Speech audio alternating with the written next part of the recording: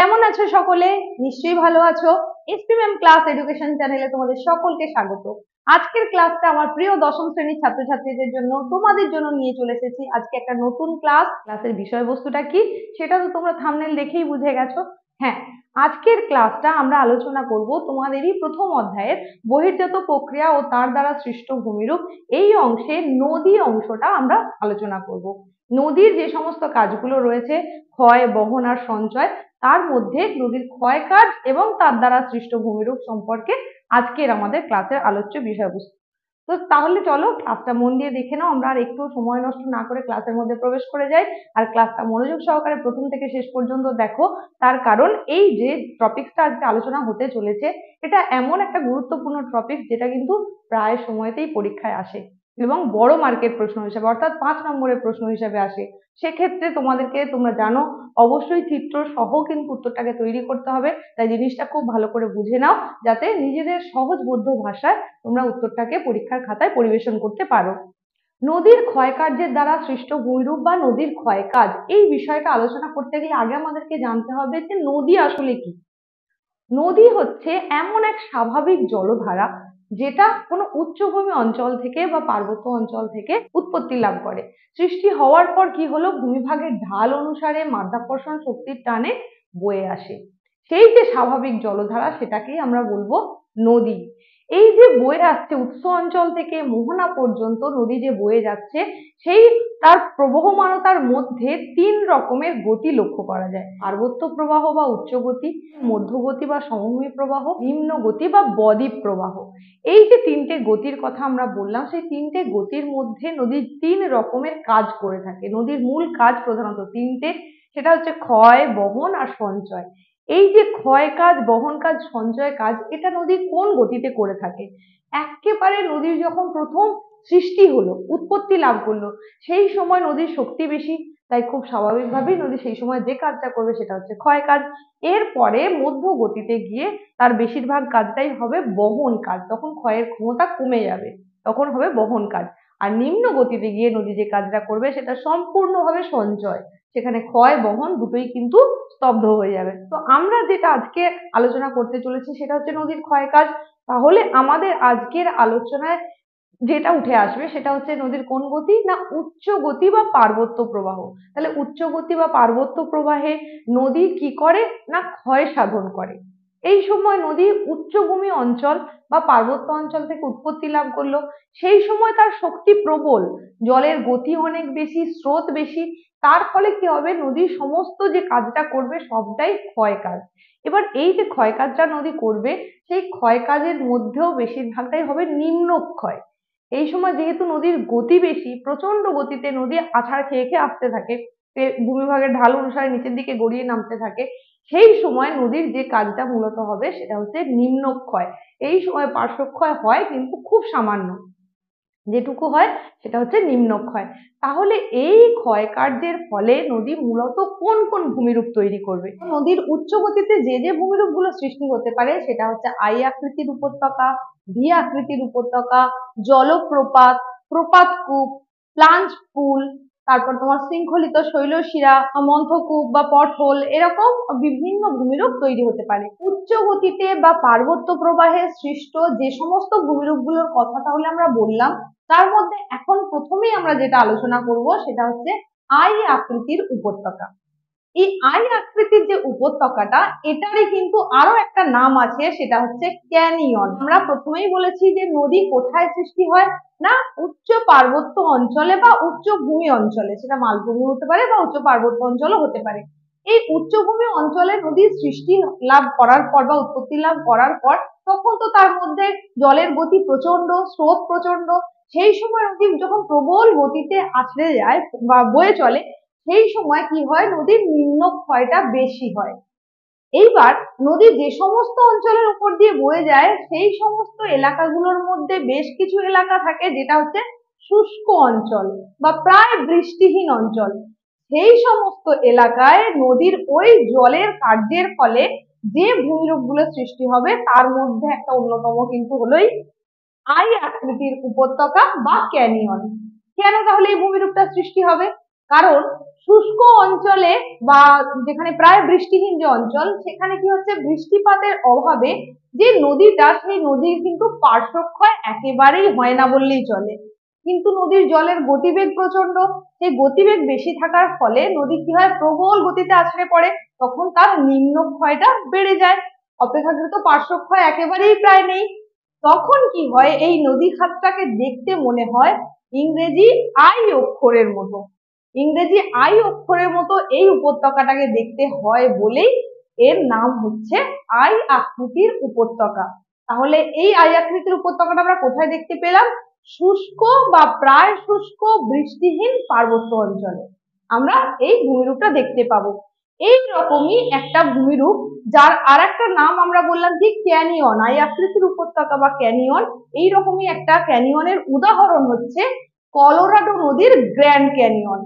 দেখো, তোমাদের যখন এই প্রশ্নটা আসবে নদীর ক্ষয়কার্যের ফলে সৃষ্ট ভূমিরূপ, তোমরা তোমাদের সুবিধা মতো যদি উল্লেখ করে না দেয় যে কতগুলো ভূমিরূপ সম্পর্কে তোমাকে লিখতে হবে, তাহলে তুমি তোমার যতগুলো সম্ভব, 5 মার্কে যদি প্রশ্ন আসে অবশ্যই 5টা পয়েন্ট দেওয়ার চেষ্টা করবে। সেই পয়েন্টগুলো দেওয়ার সঙ্গে সঙ্গে প্রত্যেকটা ভূমিরূপের ছবিও অবশ্যই দেবে। আর এই জায়গায় বলে রাখি, তাহলে তুমি যে ভূমিরূপটা লিখছো সেই ভূমিরূপটা কোথায় দেখতে পাওয়া যায়, তার উৎপত্তি স্থলটা একটু বলে দেবে, তার কিছু বৈশিষ্ট্য বলে দেবে, আর তার উদাহরণ দেবে, সঙ্গে অবশ্যই ছবি দেবে। তাহলে দেখে নেবে, চলো আমরা আই আকৃতির উপত্যকা বা ক্যানিয়নের জন্য কি ছবি আঁকবো। এই হলো আমাদের আই আকৃতির উপত্যকা বা ক্যানিয়নের ছবি। তোমরা এইভাবে খুব সহজ পদ্ধতিতে তোমরা এই ছবিটা এঁকে ফেলতে পারো। এই ছবিটা এঁকে দিয়ে তোমরা একটা বক্স করে দেবে, আর নিচে তার মধ্যে লিখে দেবে, বক্সের মধ্যে বা তার নিচে লিখে দেবে আই আকৃতির উপত্যকা বা ক্যানিয়ন। এই হলো গিয়ে আমরা ক্যানিয়ন সম্বন্ধে জেনে গেলাম। তোমরা তাহলে উদাহরণ হিসেবে গ্র্যান্ড ক্যানিয়নের কথা বলতে পারো, পৃথিবীর বিখ্যাত গ্র্যান্ড ক্যানিয়ন। আর তাছাড়াও তোমরা উদাহরণ হিসেবে আরো একটা বলতে পারো যে সাংপো নদীর সাংপো ক্যানিয়ন হচ্ছে পৃথিবীর গভীরতম ক্যানিয়ন। এইবার আমরা যে ভূমিরূপটা সম্পর্কে জানবো সেটা হচ্ছে ভি আকৃতির নদী উপত্যকা, যার অপর আর একটা নাম হলো গিরিখাত। উচ্চগতি মানেই তো সেখানে জলের গতিবেগ বেশি, এখানেও পার্বত্য অঞ্চলের উপর দিয়েই নদী প্রবাহিত হচ্ছে, কিন্তু এই জায়গায় তফাৎটা হচ্ছে কি, শুষ্ক বা প্রায় শুষ্ক অঞ্চলের পরিবর্তে এটা হচ্ছে বৃষ্টি বহুল অঞ্চল। তাহলে নদী তার প্রবাহ পথে যে জায়গাটা খুব বৃষ্টি বহুল অঞ্চল, সেই এলাকায় কিন্তু ভি আকৃতির উপত্যকা বা গিরিখাত এই ভূমিরূপটা গঠন করবে। কি করে না, ভূমিভাগের ঢাল পার্বত্য অঞ্চলে এমনি অপেক্ষাকৃত বেশি, তো ভূমিভাগের ঢালের কারণে জল প্রবল গতিতে বয়ে আসছে, তার ফলে নিম্নক্ষয় বাড়ছে। এইবার তার সঙ্গে যুক্ত হলো কি, আর্দ্র বৃষ্টিপাত যুক্ত অঞ্চল হওয়ায় বৃষ্টিপাতের পরিমাণের কারণে, বৃষ্টির বেশি হওয়ার কারণে নদীর কি হলো, পার্শ্বক্ষয়টাও বাড়তে থাকলো। আমরা আই আকৃতির উপত্যকা দেখেছিলাম শুধুমাত্র নিম্নক্ষয়, সেখানে পার্শ্বক্ষয় ছিলই না। এই জায়গায় দেখো, নদী উপত্যকাটা তুলনায় অনেক প্রশস্ত, যেখানে আই আকৃতির উপত্যকা একেবারেই সংকীর্ণ নদী উপত্যকা ছিল, এখানে কি হচ্ছে, নদীর গভীরতাও বাড়ছে এবং তার সঙ্গে সঙ্গে তার প্রশস্ততাও বাড়ছে, কারণ এলাকাটা যেহেতু বৃষ্টিবহুল এলাকা, তাই বৃষ্টির কারণে নদীর পার্শ্বক্ষয় সংঘটিত হচ্ছে। তাছাড়া কি, এখানে আবহবিকার প্রক্রিয়া সংঘটিত হচ্ছে। এই সমস্ত কারণে এখানে ভি আকৃতির নদী উপত্যকা তৈরি হচ্ছে, এটাকেই বলা হচ্ছে গিরিখাত।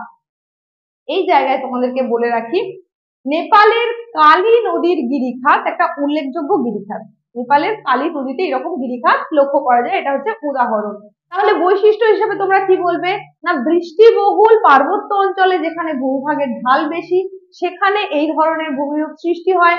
ঢাল বেশি হওয়ার কারণে নিম্নক্ষয় হওয়ার সঙ্গে সঙ্গে নদীর পার্শ্বক্ষয়ও বাড়ে। এখানে পুঞ্জিত ক্ষয়, আবহবিকার প্রক্রিয়া বেশি পরিমাণে সাধিত হয় বলে নদীর পার্শ্বক্ষয়ের পরিমাণটাও সঙ্গে সঙ্গে বাড়তে থাকে, ফলে নদী উপত্যকা প্রশস্ত হয় এবং সেটা ইংরেজি ভি এর আকার ধারণ করে। এগুলো হচ্ছে বৈশিষ্ট্য। আর উদাহরণ হিসেবে বলে দেবে নেপালের কালী নদীতে এই ধরনের গিরিখাত দেখতে পাওয়া যায়। এই জায়গায় তোমাদেরকে একটা কথা বলি, তোমাদের এই একটু আগে যেটা বললাম যে ভূমিরূপের কথা, আই আকৃতির নদী উপত্যকা বা ক্যানিয়ন, আর এখন যেটা বললাম সেটা হচ্ছে ভি আকৃতির নদী উপত্যকা বা গিরিখাত। এই দুটোর মধ্যে কিন্তু অনেক সময় পার্থক্য আসে। 3 নম্বরের একটা পার্থক্য আসে, গিরিখাত ও ক্যানিয়নের মধ্যে পার্থক্য নির্দেশ করো, বা আই আকৃতির নদী উপত্যকা এবং ভি আকৃতির নদী উপত্যকার মধ্যে পার্থক্য নির্দেশ করো। তাহলে সেখানে তোমরা একটা বলতে পারো যে অঞ্চলগত পার্থক্য, একটা শুষ্ক অঞ্চলে যেটা সেটা হচ্ছে ক্যানিয়ন, আর একটা বৃষ্টিবহুল আর্দ্র অঞ্চল যেটা সেটা হচ্ছে তোমার গিরিখাত। তারপরে আকৃতিগত পার্থক্য বলতে পারো, সেখানে আকৃতি হিসেবে তুমি ক্যানিয়নের ক্ষেত্রে বলবে আই আকৃতির ন্যায় হয়ে থাকে, আর গিরিখাতের ক্ষেত্রে কি বলবে, এটা ভি অক্ষরের ন্যায় হয়ে থাকে। একটা উদাহরণগত পার্থক্য দিয়ে দিতে পারো, উদাহরণ হিসেবে আমরা ক্যানিয়নের ক্ষেত্রে কি বললাম, গ্র্যান্ড ক্যানিয়ন, সাংকো নদীর ক্যানিয়ন। আবার গিরিখাতের ক্ষেত্রে কি বললাম, নেপালের কালী নদীর গিরিখাত। এই হলো গিয়ে তোমার পার্থক্য। তার সঙ্গে সঙ্গে তুমি একটা ছবির পার্থক্য করে দিতে পারো, সেখানে ক্যানিয়নের ঘরে ক্যানিয়নের ছবিটা এঁকে দেবে, আর গিরিখাতের ঘরে তোমরা এই ছবিটা এঁকে দেবে। গিরিখাত আর ক্যানিয়নের ছবিটা প্রায় একই, শুধুমাত্র ক্যানিয়নটা আই অক্ষরের কারণে সংকীর্ণ হয়ে থাকে, আর এখানে যেহেতু নদী উপত্যকাটা প্রশস্ত হয়ে গেল, তার কারণে দেখো ভি এর মতন শেপ যুক্ত একটা উপত্যকা তৈরি হবে। এই একই ছবি তোমরা এঁকে দেবে। ধরো পার্থক্য নয়, আমরা যে বিষয়টা পড়ছিলাম যে নদীর ক্ষয়কার্যের ফলে সৃষ্ট ভূমিরূপগুলি আলোচনা করো, তাহলে সেক্ষেত্রেও কিন্তু তোমরা আগেরটার মতোই একইভাবে পুরোটার উৎপত্তি, বৈশিষ্ট্য, তার উদাহরণ লেখার সঙ্গে সঙ্গে অবশ্যই ছবি আঁকবে, সেটা বক্স করে ঘিরে দেবে, এবং তার সঙ্গে সঙ্গে নিচে লিখে দেবে যে ভি আকৃতির উপত্যকা বা গিরিখাত। এখন আমরা যে ভূমিরূপটা সম্পর্কে জানবো সেটা হচ্ছে জলপ্রপাত। এই যে জলপ্রপাত ভূমিরূপটা কখন সৃষ্টি হবে আর কিভাবে সৃষ্টি হবে? নদী তো বয়ে চলেছে উচ্চ পার্বত্য প্রবাহে, অর্থাৎ উচ্চ গতিতে। তো এই পার্বত্য প্রবাহের যখন নদী চলছে তখন তার ভূমিরূপের প্রকৃতিটা কেমন? খুব এবড়ো খেবড়ো প্রকৃতি। কারণ এখানে কি হচ্ছে, যে সমস্ত অঞ্চলে কঠিন শিলা আর কোমল শিলা অনুভূমিক ভাবে বা আড়াআড়ি ভাবে অবস্থান করছে, এখানে দেখো আমি ছবিতে তোমাদের যেমন দেখিয়েছি, এই যে অনুভূমিক ভাবে বা আড়াআড়ি ভাবে অবস্থান করছে কি, কঠিন শিলা কোমল শিলা, কঠিন শিলা কোমল শিলা। এইভাবে ক্রমান্বয়ে যদি শিলাস্তরটা অবস্থান করতে থাকে, তাহলে সেখানে কি হচ্ছে, কোনো উঁচু স্থান থেকে যখন জলপ্রবাহটা বয়ে আসছে, জল যখন প্রবাহিত হয়ে আসছে, তখন তার ফলে কঠিন যে শিলাস্তর, এই যে এটা যদি আমি কঠিন শিলাস্তর ধরে নিই, তাহলে কি হচ্ছে, কঠিন শিলাস্তরটা ক্ষয়প্রাপ্ত সেই অর্থে হচ্ছে না, কম ক্ষয়প্রাপ্ত হচ্ছে। কিন্তু যেটা কোমল শিলাস্তর, কোমল শিলা মানে কি, নরম শিলা, তাড়াতাড়ি জলপ্রবাহের দ্বারা ক্ষয়প্রাপ্ত হয়ে যাবে, তাহলে খুব তাড়াতাড়ি এই শিলাস্তরটা ক্ষয়প্রাপ্ত হয়ে যাচ্ছে। আবার যখন একটা কঠিন শিলাস্তর পড়ছে, সেই জায়গায় তুলনামূলক ক্ষয় সাধন কম হচ্ছে, আবার কোমল শিলাস্তর তার ক্ষয় সাধনটা কিন্তু তুলনায় আবার বেশি হচ্ছে। এইভাবে ক্রমান্বয়ে কঠিন শিলা কোমল শিলার অবস্থানের ফলে ভূমিভাগের ঢাল সেই অঞ্চলে অত্যন্ত খাড়াই প্রকৃতির হয়। নদী যখন বয়ে আসছিল, হঠাৎ করে তার ঢাল পরিবর্তন হলো, তখন নদীর জল প্রচন্ড গতিতে আছড়ে পড়লো। এই যে ভূমিরূপটা সৃষ্টি হলো, এই যে প্রবল গতিতে নদীর আছড়ে পড়া, এটাকেই বলা হচ্ছে জলপ্রপাত। এই জলপ্রপাতের উদাহরণ হিসাবে তুমি কি বলতে পারো?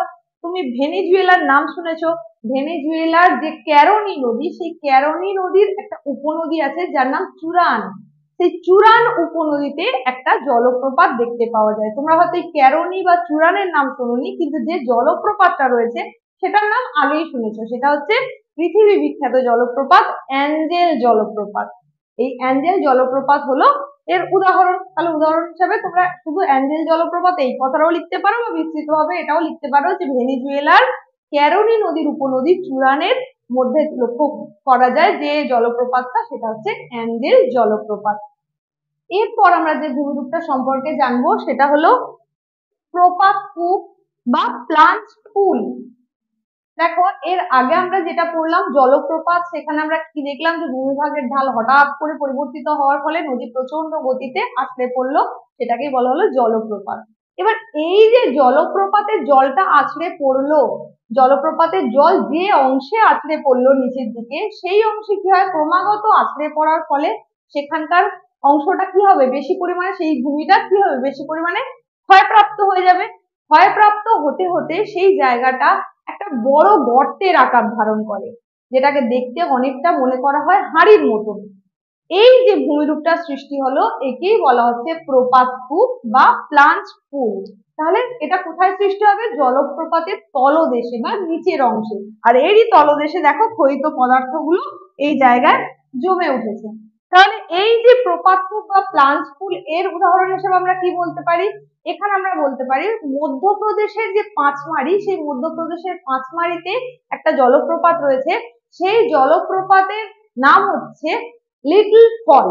সেই লিটল ফল জলপ্রপাতের নিচের অংশে এই ধরনের প্রপাতকূপ বা প্লাঞ্চপুল লক্ষ্য করা যায়। এরপর আমরা যে ভূমিরূপটা সম্পর্কে পড়বো সেটা হলো মন্থকূপ বা পট হোল। এই যে মন্থকূপ বা পট হোল, এর আগে আমরা যেটা পড়লাম সেটা হচ্ছে প্রপাতকূপ। প্রপাতকূপে আমরা কি দেখলাম, জলপ্রপাতের তলদেশে জল প্রচন্ড গতিতে আছড়ে পড়লো, তখন সেখানে বড় গর্তের সৃষ্টি হয়ে গেল, সেটাই হলো প্রপাতকূপ। এবার মন্থকূপটা তাহলে কি, এই যে প্রপাতকূপটা সৃষ্টির সময় অনেক বড় বড় নুড়ি, সেগুলো কি হলো, আলগা হয়ে গেল, এবং জলের উচ্চ গতিতে বা পার্বত্য প্রবাহে কি জলের গতিবেগ অনেক বেশি, স্রোত অনেক বেশি, সেই স্রোতের সঙ্গে বয়ে আসা ওই যে নুড়িগুলো, সেগুলো কি হচ্ছে, বা পাথরের টুকরো গুলো, সেগুলো জলের সঙ্গে বয়ে যাওয়ার সময় তলদেশে অনেক ক্ষয় সাধন করে, অনেকগুলো ছোট ছোট গর্তের সৃষ্টি করে, যেগুলোকে দেখতে হয় অনেকটা কূপের মতো। এই যে ভূমিরূপটা, একেই বলা হয় মন্থকূপ বা পট হোল। এই যে ভূমিরূপটা দেখো, নদী উপত্যকা, এখান থেকে নদী বয়ে আসছে, নদী বয়ে আসার সময় তার প্রবাহ পথে প্রচন্ড গতিতে নদীর জলের সঙ্গে বয়ে আসা যে নুড়ি, কাকর, পাথরের টুকরো যেগুলো বয়ে আসছিল, সেগুলো নদীর তলদেশে কি হচ্ছে, ঘর্ষণ ক্ষয় করছে। সেই ঘর্ষণ ক্ষয় করে এখানে অনেক ছোট ছোট গর্তের সৃষ্টি করছে। এই যে ছোট ছোট গর্তগুলো, যেটাকে দেখতে কূপের মতো, একেই বলা হচ্ছে মন্থকূপ বা পটহোল। তাহলে এই যে মন্থকূপ বা পটহোল এর উদাহরণ হিসেবে আমরা কি বলতে পারি, উদাহরণ হিসেবে তিস্তা নদীর কথা বলতে পারি। তিস্তা নদীর উপত্যকায় এরকম অনেক মন্থকূপ বা পটহোল দেখতে পাওয়া যায়। এরপর আমরা যে ভূমিরূপটা দেখব সেটা হচ্ছে শৃঙ্খলিত শৈলশিরা। এই যে শৃঙ্খলিত শৈলশিরা, এর চিত্রটা একবার দেখে নাও বা ছবিটা দেখে নাও। দেখলে এখানে শৃঙ্খলিত এই কথাটার অর্থ কি, শৃঙ্খল বা শেকলের ন্যায়। এখানে দেখো আমরা একটা নদী দেখিয়েছি, নীল রঙে নদী দেখিয়েছি। এই নদীটাকে দেখে মনে হচ্ছে যেন নদীটা কিছুক্ষণ বয়ে যাওয়ার পর অদৃশ্য হয়ে গেছে। এরকম কেন মনে হলো, নদী পার্বত্য প্রবাহে যখন বয়ে যায়, তখন বয়ে যাওয়ার সময় তার প্রবাহ পথে অনেক সময় অনেক কঠিন শৈলশিরা এসে পড়ে। নদীর সেই কঠিন শৈলশিরা গুলোকে অর্থাৎ যখন বাধা হিসেবে পায়, সেই বাধাগুলোকে এড়ানোর জন্য কি হয়, প্রচন্ড গতিতে কি করে, সেগুলোকে দূর করে এগিয়ে যাওয়ার জন্য একে বেঁকে অনেক সময় প্রবাহিত হয়। এই যে প্রবাহের সময় তাকে দেখলে মনে হয় যে শৃঙ্খলিত অবস্থায় বা আবদ্ধ অবস্থায় রয়েছে, দূর থেকে দেখলে মনে হয় একটা শৈলশিরার পিছনে গিয়ে নদীটা অদৃশ্য হয়ে গেছে, আবদ্ধ অবস্থায় বা শৃঙ্খলিত অবস্থায় দেখা যায়। তাই এই ধরনের ভূমিরূপটার নাম হচ্ছে শৃঙ্খলিত শৈলশিরা। দেখো এখানে আমরা দেখিয়েছি দুটো শৈলশিরা, সেখান থেকে নদীটা প্রবাহিত হচ্ছিল। এই জায়গায় আমরা দেখছি কি, যে হঠাৎ করে নদীটাকে আর দেখতে পাওয়া যাচ্ছে না, বিভিন্ন শৈলশিরার মধ্যে এমন ভাবে অন্তর্ধান হয়ে গেছে যে সেগুলোকে দেখতে পাওয়া যাচ্ছে না। এই যে অন্তর্বদ্ধ শৈলশিরা, দুটো শৈলশিরা এমন ভাবে অবস্থান করছে যে মনে হচ্ছে শৃঙ্খলিত হয়ে রয়েছে, তার মধ্যে নদীটাকে চোখে পড়ছে না। এই জন্য এই ভূমিরূপটার নামকরণ করা হয় শৃঙ্খলিত শৈলশিরা। এই যে শৃঙ্খলিত শৈলশিরা, এর তাহলে উদাহরণ হিসেবে কি বলবো, কোথায় দেখতে পাওয়া যায় না, উচ্চ হিমালয়ের যে কোনো জায়গায়, উচ্চ হিমালয়ের বিভিন্ন অংশেই কিন্তু এই শৈলশিরা লক্ষ্য করা যায় বা শৃঙ্খলিত শৈলশিরা লক্ষ্য করা যায়। এই ছিল আজকের ক্লাস। তোমাদেরকে তাহলে নদীর ক্ষয়কার্যের ফলে সৃষ্ট ভূমিরূপ বা উচ্চ গতি বা পার্বত্য প্রবাহে নদী কোন কোন ধরনের ভূমিরূপ সৃষ্টি করে সেটা সম্পর্কে তোমার ক্লাসে, এই যে প্রশ্নটা যদি পরীক্ষায় আসে তাহলে তোমরা কিভাবে লিখবে সেটাও বলে দিলাম। তোমাদেরকে উৎপত্তি লিখতে হবে, বৈশিষ্ট্য লিখতে হবে, উদাহরণ লিখতে হবে, অবশ্যই সেখানে চিত্র দিতে হবে, ছবি দিতে হবে, আর ছবিটাও কিভাবে করবে সেটাও বলে দিলাম। তো তোমাকে নির্ভর করবে তুমি কতগুলো পয়েন্ট দেবে, সেটা নির্ভর করবে কত মার্কের প্রশ্ন এসেছে, আর তোমাকে উল্লেখ করে দিয়েছে কিনা যে কটা লিখতে হবে ভূমিরূপ। যদি উল্লেখ করে দিয়ে থাকে যে যে কোনো তিনটি ভূমিরূপ সম্পর্কে লেখো, তাহলে তুমি তোমার পছন্দ মতো তিনটে ভূমিরূপ সম্পর্কে লিখবে। আর যদি উল্লেখ না থাকে তাহলে সাধারণত প্রশ্নটা যেহেতু 5 মার্কের আসে, অবশ্যই তুমি 5টা পয়েন্ট দেওয়ার চেষ্টা করবে। আমি তোমাদেরকে এখানে অনেকগুলো পয়েন্টের কথা বললাম, তোমরা তোমাদের পছন্দ মতো বা তোমাদের যে ছবিটা আঁকার সুবিধে মনে করছো সেই অনুযায়ী ভূমিরূপগুলোর নামকরণ করে দেবে বা সেগুলো নিয়ে বিস্তারিত আলোচনা করবে। এই ছিল আজকের ক্লাস। আজকের ক্লাসটা এখানেই শেষ করছি, আর বাড়াচ্ছি না। ক্লাসটা নিশ্চয়ই তোমরা বুঝতে পেরেছো বলেই মনে হয়। যদি তোমাদের তারপরেও কোথাও বুঝতে অসুবিধা হয় তাহলে অবশ্যই তোমরা কমেন্ট বক্সে লিখে জানিও, পরবর্তীতে আমি তোমাদের সেই সমস্যার সমাধান করে দেওয়ার চেষ্টা করব। আর ক্লাসটা যদি তোমাদের ভালো লেগে থাকে অবশ্যই লাইক শেয়ার করে দিও। আর পরবর্তীতে যদি তোমাদের কোনো ক্লাসে নির্দিষ্ট কোনো টপিকস এর উপর কোনো ক্লাসের প্রয়োজন হয় তাহলে তোমরা সেটাও কমেন্ট বক্সে লিখে জানাতে পারো। যত তাড়াতাড়ি সম্ভব আমি তোমাদের জন্য সেই ক্লাসটা নিয়ে আসার চেষ্টা করব। আজকের ক্লাসটা এখানেই শেষ করছি, আর বাড়াচ্ছি না। সকলে ভালো থেকো।